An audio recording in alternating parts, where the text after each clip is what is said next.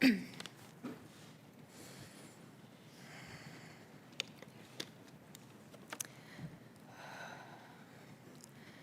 want to begin by thanking the Judiciary Committee, including Chairman Durbin and Ranking Member Grassley, for their commitment to seeking the truth for the hundreds, if not thousands, who were systematically abused by Larry Nassar, and for this committee's diligence to demand accountability regarding federal law enforcement's misconduct. I also want to express my gratitude to the other brave survivors here today, my friends and my teammates, for sharing their stories and continuing to press for justice and reform. Over the past few years, it has become painfully clear how a survivor's healing is affected by the handling of their abuse. And it disgusts me that we are still fighting for the most basic answers and accountability over 6 years later. In 2015, it was known that at least 6 national team athletes had been abused by Nassar. There was even one of the athletes that was abused on film.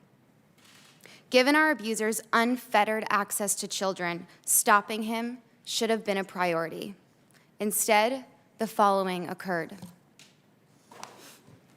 The FBI failed to interview pertinent parties in a timely manner. It took over 14 months for the FBI to contact me, despite my many requests to be interviewed by them. The records established that Steve Penny, FBI agent Jay Abbott, and their subordinates worked to conceal Nassar's crimes. Steve Penny arranged with the FBI to conduct my interview at the Olympic Training Center, where I was under the control and observation of USA Gymnastics and the United States Olympic and Paralympic Committee. The day of my interview, Steve Penny flew to the Olympic Training Center, and he made sure I was aware he was there. I felt pressured by the FBI to consent to Nassar's plea deal. The agent diminished the significance of my abuse and made me feel my criminal case wasn't worth pursuing. Special agent in charge of investigating Nassar met Steve Penny for beers to discuss job opportunities in the Olympic movement. Another FBI agent worked with Steve Penny to determine jurisdiction without interviewing the survivors. I've watched multiple high-ranking officials at USAG, USOPC, and FBI resign or retire without explanation of how they may have contributed to the problem, some of whom were publicly thanked for their service and rewarded with severance or bonus money. My reports of abuse were not only buried by USAG, USOPC, but they were also mishandled by federal law enforcement officers who failed to follow their most basic duties. The FBI and others within both USAG and USOPC knew that Nassar molested children and did nothing to restrict his access. Steve Penny and any USAG employee could have walked a few steps to file a report with the Indiana Child Protective Services since they shared the same building. Instead, they quietly allowed Nassar to slip out the side door, knowingly allowing him to continue his work at MSU, Sparrow Hospital, a USAG club, and even run for school board. Nassar found more than 100 new victims to molest. It was like serving innocent children up to a pedophile on a silver platter. Why did none of these organizations warn anyone? USAG and USOPC have a long history of enabling abuse by turning a blind eye. Both organizations knew of Nassar's abuse long before it became public, although you wouldn't know that by reading their press releases, which would have you and their corporate sponsors believe that athlete safety comes first. We have called for a fully independent, factual investigation for years now, because I and these women who sit before you know firsthand these organizations and their public statements are not to be trusted. They claim they want accountability, but then seek to restrict which staff can be interviewed, which documents can be examined, and claim attorney-client privilege over and over again.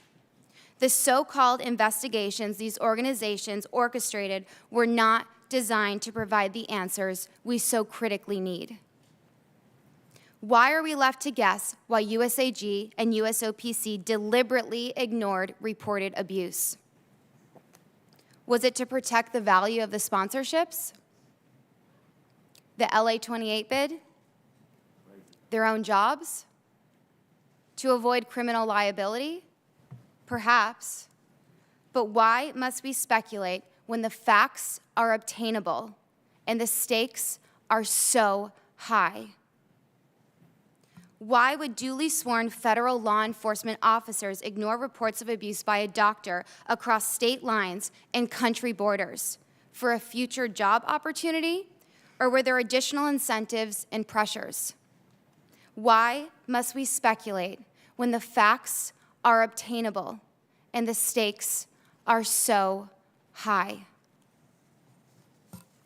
Just as it is naive to assume the problem only rests with Nassar, it is unrealistic to think we can grasp the full extent of culpability without understanding how and why USAG and USOPC chose to ignore abuse for decades, and why the interplay among these three organizations led the FBI to willingly disregard our reports of abuse. Without knowing who knew what when, we cannot identify all enablers or determine whether they are still in positions of power. We just can't fix a problem we don't understand. And we can't understand the problem unless and until we have all of the facts. If we don't do all we can to get these facts, the problems we are here to address will persist, and we are deluding ourselves if we think other children can be spared the institutionalized tolerance and normalization of abuse that I and so many others had to endure. I thank you for your time, your commitment, and your genuine concern for those survivors who relied on the FBI to do the right thing. I welcome any questions and comments, and I will answer them to the best of my ability. Thank you. Thank you, Ms. Raisman. I've been in a lot of committee hearings.